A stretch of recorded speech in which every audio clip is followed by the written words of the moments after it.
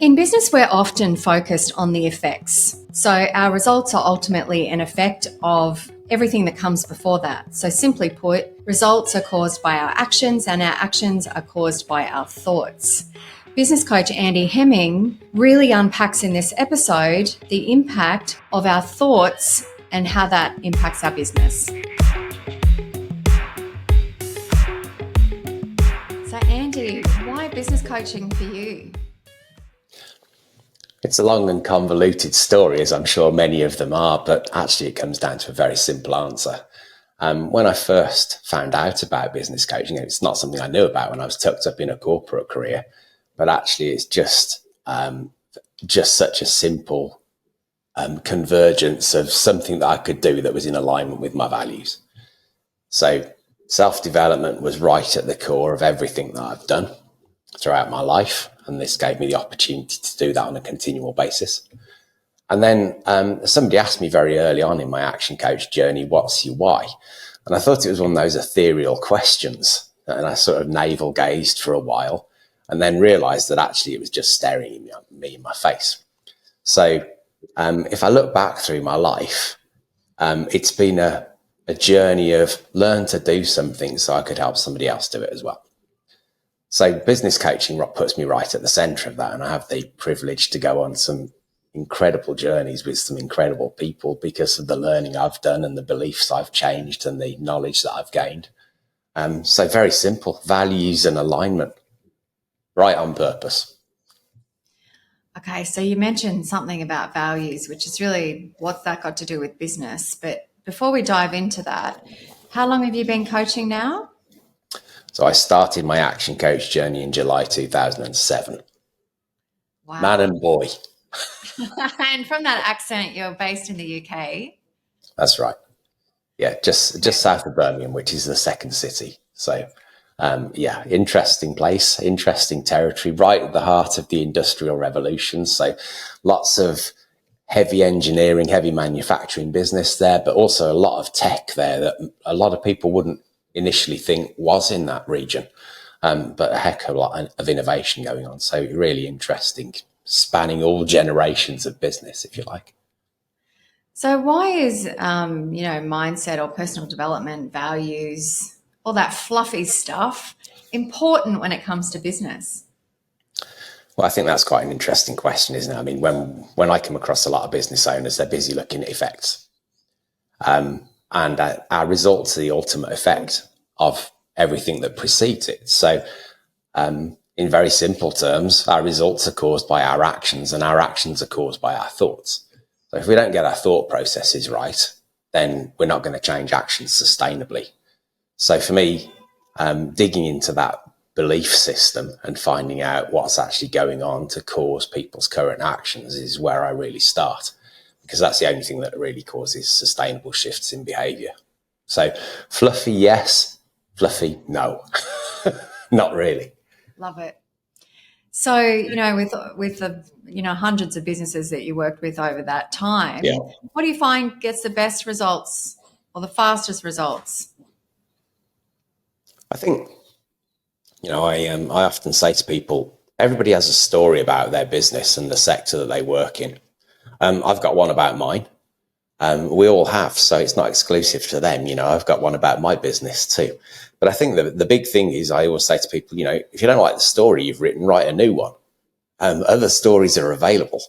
So what we have to look at is the beliefs that are causing that current story. So it's very much, I separate what I do into two different, very specific areas. There's the transactional stuff, which is the business strategy stuff. That's easy. That doesn't need too much thought at all. Yeah, okay, we've got to implement, we've got to refine. But actually, if we go back to thoughts, actions, results again, that's just the action stuff.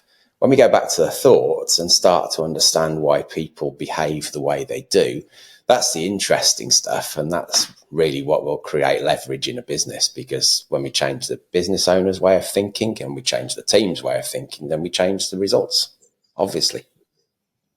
So when you start working with a new business, what's the process on how you uncover that? Shut up and listen. I mean, there's no real rocket science in what we do, is there? I think that one of the things that took me a while to learn was, because I bought this brilliant business toolkit, I was very much a proponent of let's share as much of this toolkit as I can as fast as possible. And that's great, and it has its place. But the thing is, trying to shoehorn something into somebody's world when they don't see the world that way isn't going to be very effective. So I just spend a lot of time listening to people, what people are really saying, and then questioning what they really mean. Because it's not unusual for me to have a very long debate about a single word.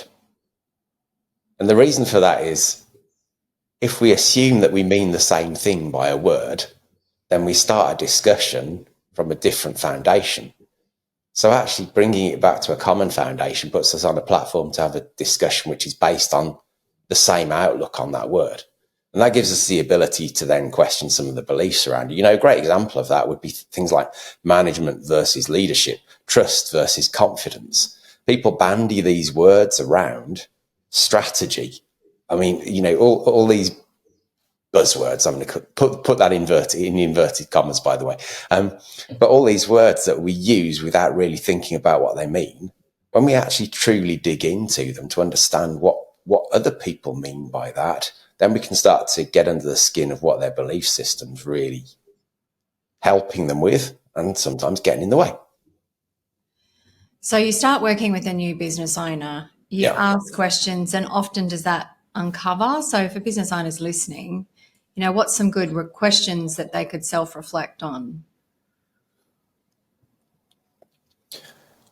Well, what's causing that? Numerous times. So, what I like to listen for is, so if I can try and explain this without drawing a diagram, because what I normally do is share an iPad and scroll all over it. It's like my digital flip chart, So very much front and center of my coaching is one of the flip charts that we use called the identity iceberg. So if we imagine an iceberg, up in the skyline results, the tip of the iceberg that we can see is our behavior. And then below the waterline, which is the majority of the iceberg, skills. So the stuff that we can do, beliefs, values, identity, and then all that bobs around in the environment. Now, what I find is that the first words to debate are actually beliefs and values, because people confuse those two things. So a belief is something we hold to be true at a point in time, instantly changeable. Values, something we hold to be important, the lens that we look at the world through. So important to us and shouldn't be changeable. Now, what I find is that when we start talking about change with business owners and their teams, that because of the confusion existing around what a belief is and what a value is, they'll use them interchangeably. And naturally, when we start thinking about change, let's say helpful is a really good value. And if people are looking at the world in a helpful way, they'll have a current belief around what helpful means for them in the context of their role. Now, that might not always be helpful. Now, the last thing I want them to do is stop being helpful. All I need to do is reframe what helpful means in the context of the role they're doing and the results they want to achieve. Does that make sense? It does make sense. So I never want to get rid of the value, but we have to start by defining what a value is and what a belief is, because all I need to do is shift the belief. When the belief changes, I can actually show them, in most cases, that they're actually not being congruent with their value in their current position. I can give you some examples of that if you like. But as soon as that penny drops, they go, oh, of course I've got to change my behavior. It's obvious, isn't it? So a belief system might be, I don't have time to work on my business because I'm so busy working in my business, doing all the things, that's right, wearing all the hats. That's right. I call it doing stupid. Okay, so they're doing stupid. Yeah. And that's a belief system that they have to do all the things. That's right. How do you show them that they are being stupid? Well, they're not being stupid, are they? I mean, I do that with a very cheeky grin on my face, obviously, because otherwise I'd probably get punched. Shut up and listen. And then I shut up and listen. Absolutely. I think the thing is, when we start to dig under the skin of that statement, what are the things that you're doing where you think to yourself, why the hell am I doing this? And that for me is doing stupid, because we've got other people usually in the business who should be doing that. So there's a whole belief system around why they're doing it and not the other people in their team. And then they start to use words like trust and confidence again. But I don't trust the team. Do you mean that? Do you really mean trust? Because if I say to you, I don't trust you, compared to I don't have confidence in you, which feels the most severe? Okay, yeah, so it's normally trust, isn't it? Well, let's define that then. Trust is a word that comes out of alignment, which is values-based. If you don't truly trust somebody, it probably means that they don't share your values. So they probably shouldn't be in your organisation. Don't have confidence in them, your processes aren't good enough. So which is it? So why are values then important in business? Right. So I think you split it into two parts, leadership and management, if you like. So anybody in a business can be a leader, because leaders attract followers. So as soon as somebody attracts a follower, they're a leader. Doesn't mean they're necessarily demonstrating a decent leadership example. On the other side, there's management. So management is the processes and the nuts and bolts that make the business capable of doing effectively what it does. So that's the what the business does, the management side, the processes side. The leadership side is the how it does it. So from my perspective, because we deal with uneducated customers, they're not as educated as we are in what we do in our business, because they can't be. That's why they buy it from us. So our point of differentiation doesn't necessarily come through our processes. That can help us create competitive advantage, I understand that. But our point of differentiation comes from how we behave, and that's values-based. So if we're not thinking front and centre about hiring people with similar values, then what we're saying is we're going to get people exhibiting different behaviours on behalf of our business. And that's the bit that customers see. So then how the heck do they understand what our business is when they can't make a value judgment on this is how these guys behave? These are the guys who X, Y, and Z core values. If we demonstrate those and people align with those values, guess what sort of customers we get? People who are aligned with our values. They're normally pretty easy to deal with. And how do you determine that during the recruitment process? Well, the first point is to understand what the core values in the business are. And in very simple terms, most business owners, they start their business. Most of them get some customers that come with them. Why? Because the customers who come with them like how they do what they do. So the business of the business and the way that it's delivered. The how is the values, the what is the process. So the first thing to do is get a business owner to consider what their actual values are. Now, most people haven't, because if I go up to the man in the street and say, what would you say your core values are? They'd look at me gone out and go, what the hell do you mean by that? Now, I'm not denigrating the man on the street. It's just not a question that we consider very often. So if you don't consider it, how do we even market that stuff? So I think for me, the first step is to actually start to get to understand what people's values are and get people to understand what their own values are. Now, when we talk to them about things that they do and ways that they behave, the values start to pop out just through questions. I've used the word helpful already, which is obviously a value. Or doing things right would be a value. So if I give you an example of a manager I was working with only a couple of months ago, if we think about him as an engineer in the business, very confident in his own ability to deliver a job very, very well, then became a manager. Why did he become a manager? Because he was one of the best engineers in the business. That's normally what happens, isn't it? Mm-hmm. Now the point is, when I started talking to him about how he was behaving, and how he was behaving, by the way, was the Superman cape thing. where his team were bringing in problems, and he's going, leave it with me.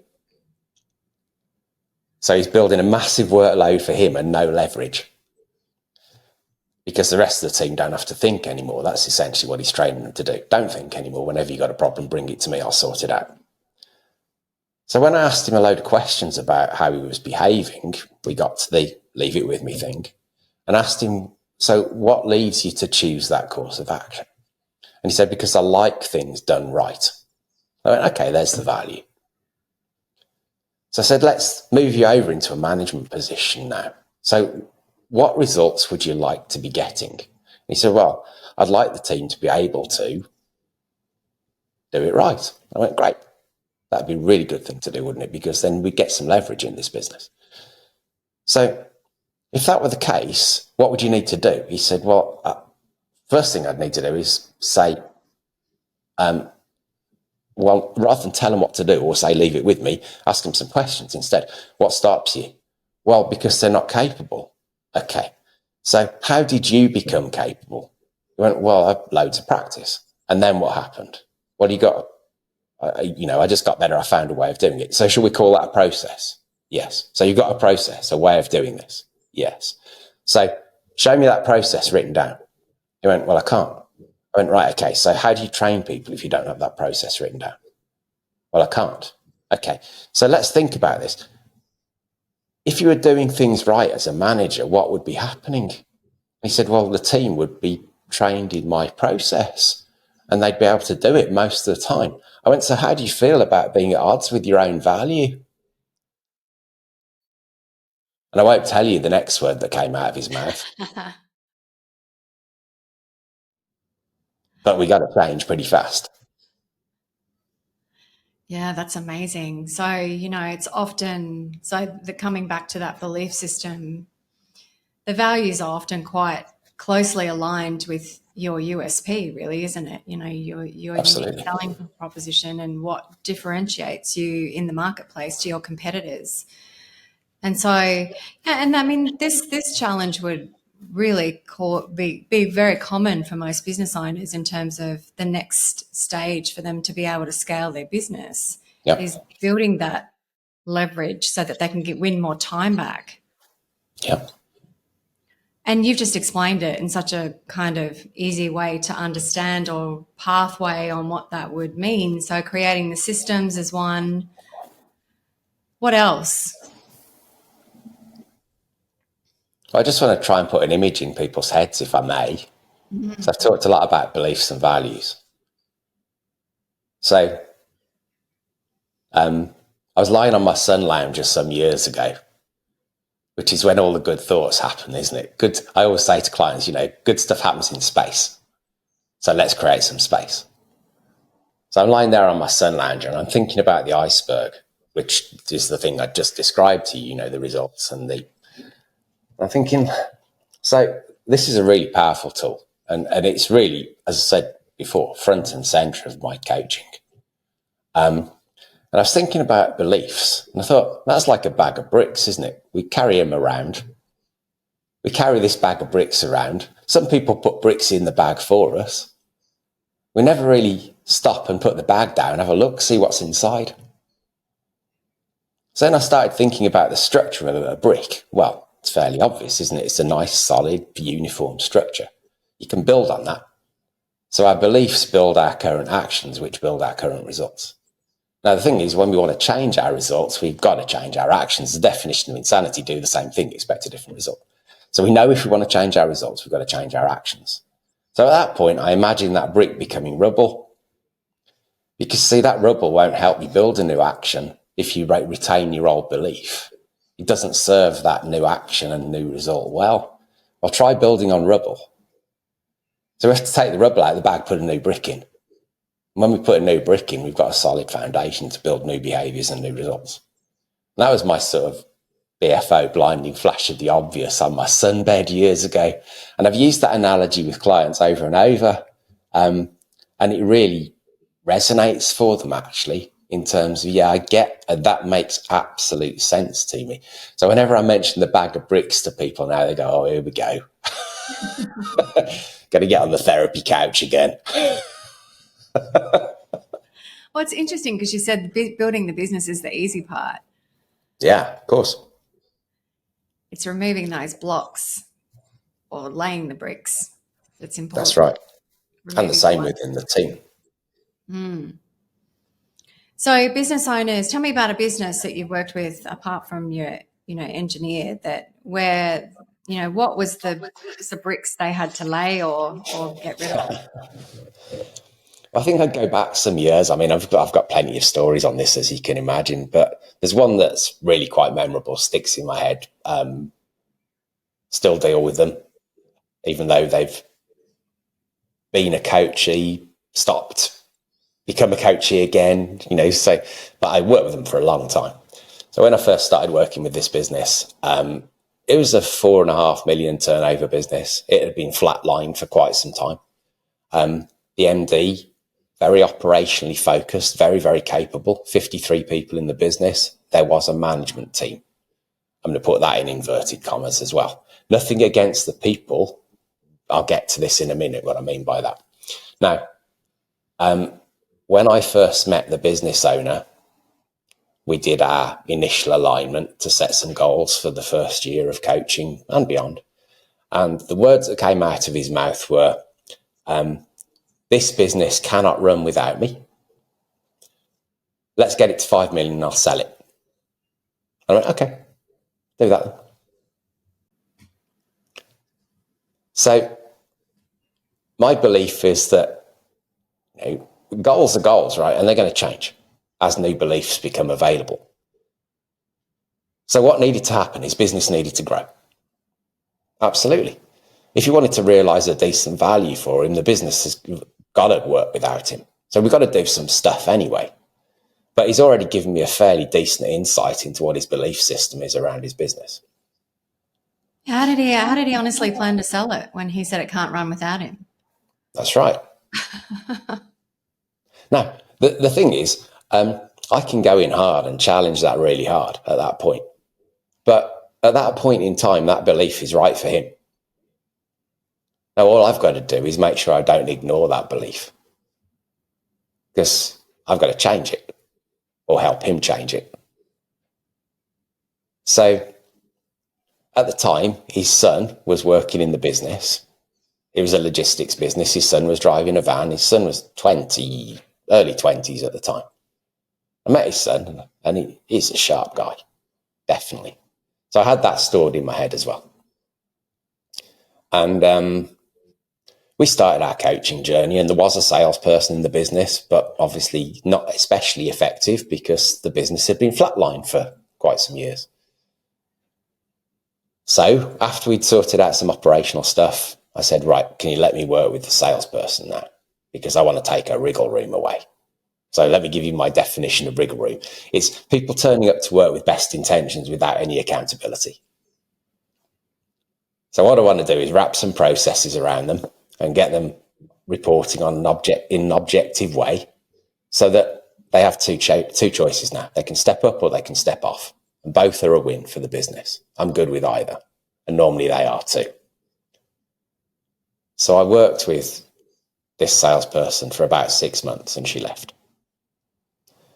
And the business owner said to me, so I've just paid you to work with this woman for 6 months and she's left. I went, yeah.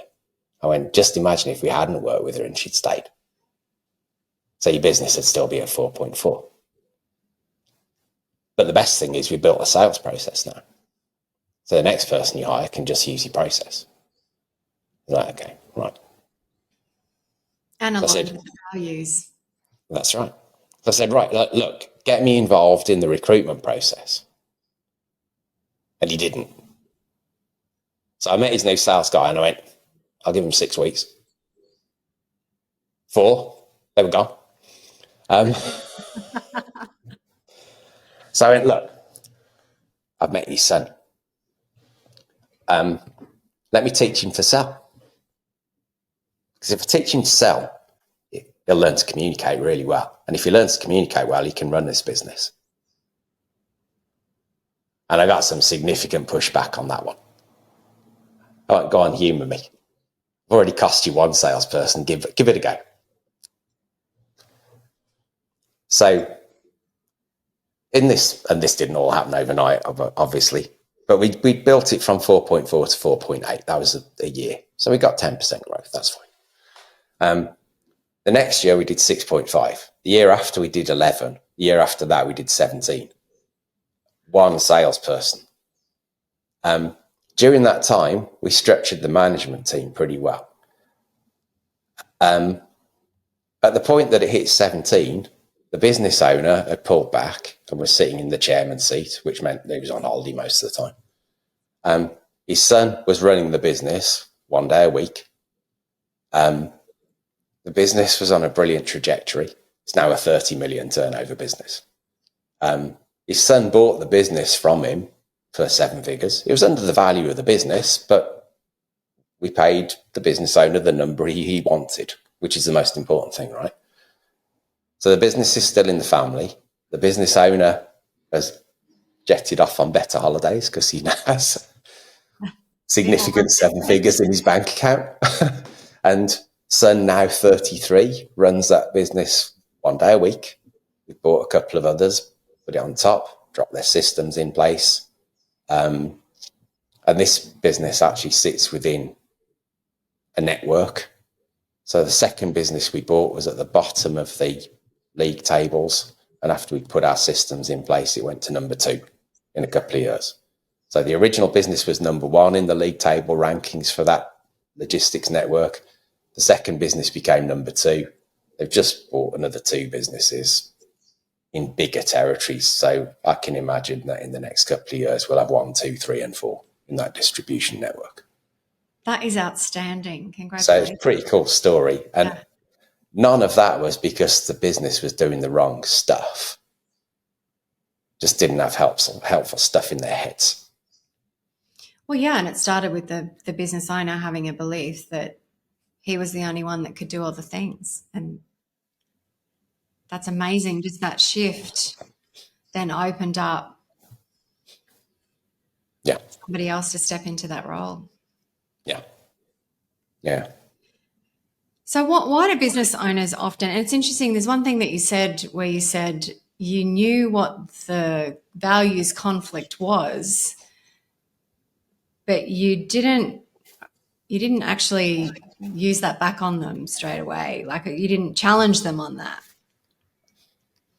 You just knew it was there in the back of your mind. And so, and you were able to show him the pathway.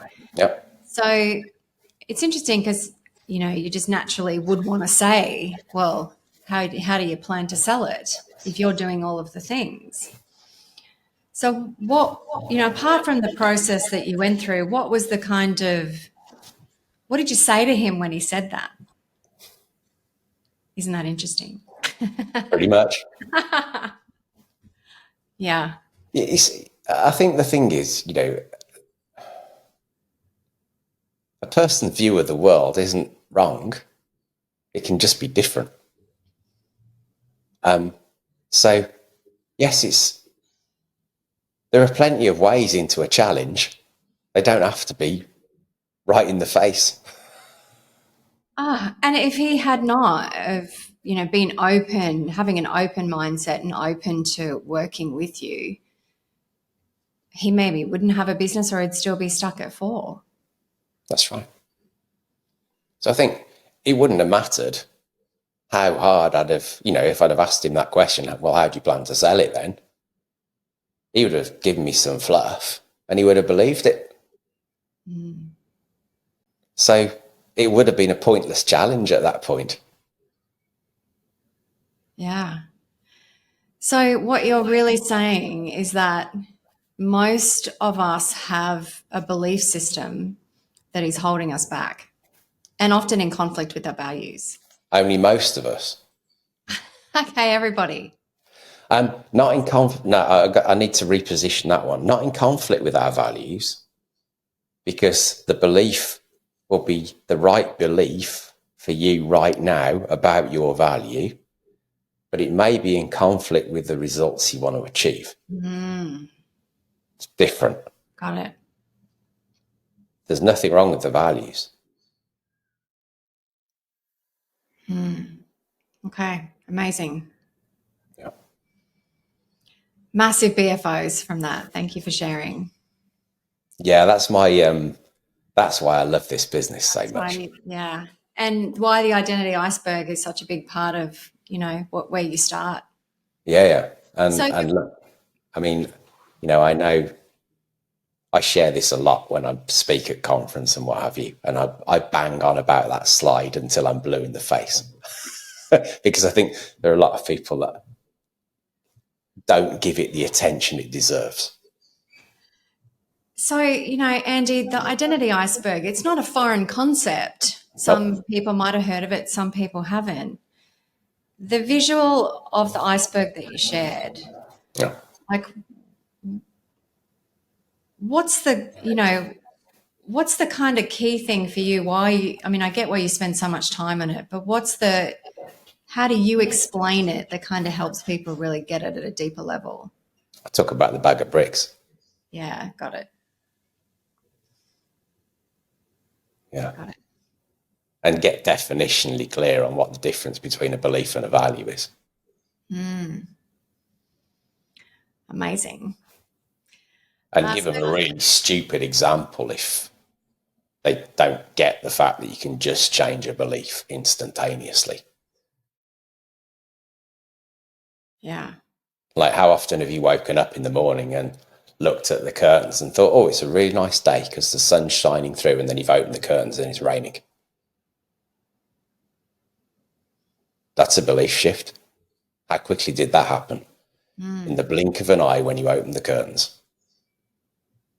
I believe it's a really sunny day. Oh, it's raining. There you go. Belief changed. Not difficult. Yeah, well, that's interesting because sometimes we feel like we've got a belief system. The changing your belief system can be a challenge.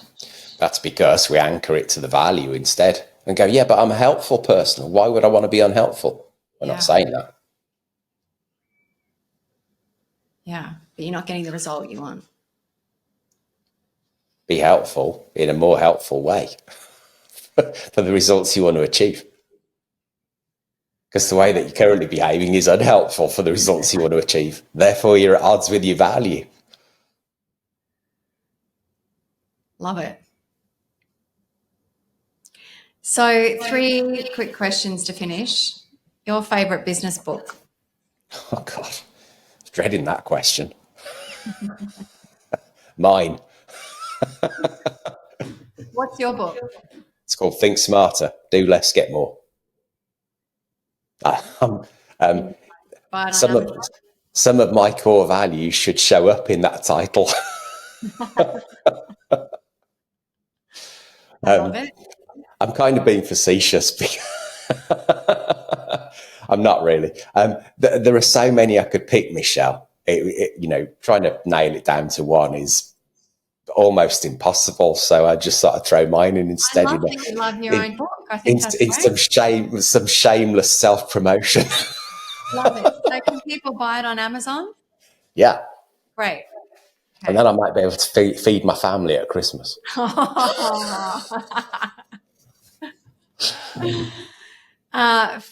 Best mentor or coach for you throughout your career? Again, there have been so many. There have been people who've taught me how not to do things and people who've taught me how to do things. But I think Brad has obviously figured significantly in that journey. And there are some quotes that I heard him say very, very early on in my Action Coach journey that I still wheel out 17 and a half years later. Some that I understood when he said them immediately, and some that it took me a while to understand. So I think, there's an impact there. There's got to be, hasn't there? Because, this is the system I bought into. This is the system that I've spent 17 and a half years refining to really get it. So, yeah. And to help other people. Well, that leads me to the next question. Best piece of business advice you ever received, or advice, doesn't have to be business advice. So I'm going to give you 2, and they're the 2 main quotes that stuck in my head from when I first saw Brad present, before I'd even signed my contract for ActionCOACH. So number one is saving a wage is costing you a fortune. That's obvious. I don't need to explain that. Stop doing stupid. You see, the thing is, most people, and I had this discussion with a client yesterday, most people, when they think about hiring somebody, think about the big number. Yeah, I've got to pay him 40 grand a year. Yeah, okay. 20 quid an hour. So what tasks have you got that you're doing that aren't worth 20 quid an hour? If you were to free up that time, what are the chances that you could make 20 quid an hour with it? Then saving a wage is costing you a fortune. The second one, I understood it, but I'll give you my reaction to it. When I first heard it, he said, poor people spend time to save money and wealthy people spend money to save time. And my initial reaction to that was, well, that's okay for you because you're already wealthy. But that was before I understood that was more of a mindset than a status comment. Because you don't become wealthy by behaving poor. So it links very strongly to stop doing stupid. Actually, and a lot of my fixation is around time and effectiveness and efficiency. So those two things really are very much locked in. I thought, well, okay, I only get time once. So how do I make the most of it? Balance is one of my core values. I've never really worked more than 3 days a week in this business. In the whole 17 and a half years I've been doing it. So, and I set it up that way, decidedly. 3 days for me, 2 days for my family. 3 days for business, 2 days for me, 2 days for my family. That's balance by my definition. So guess what a lot of people come to me for? To get their time back. I wonder why. Because it's in alignment with me. And it's interesting what you mentioned at the beginning around interpretation of words, because balance could mean something different for different people. Absolutely. I'm not there to judge their definition of it, but what I am there to do is make sure that they get their definition of it. Then they can change it. Because most people come to me and they're imbalanced in their own perception. So then we've got to change something. And it's only their current beliefs that are leading to their current behaviour that's leading to their current results. So we've got to go digging in the iceberg, haven't we? Amazing wisdom to finish with. Andy Hemming, thanks so much for joining us today. Pleasure. Michelle Adams, your host here. Hats off to you for committing to your learning by listening to this podcast. And if you'd like some help implementing some of these strategies, then click the link in the description to find your local action coach. They can help you put these strategies into action and take your business and your life to the next level. In the meantime, like and subscribe so that you're the first to get our next episode. We'll see you soon.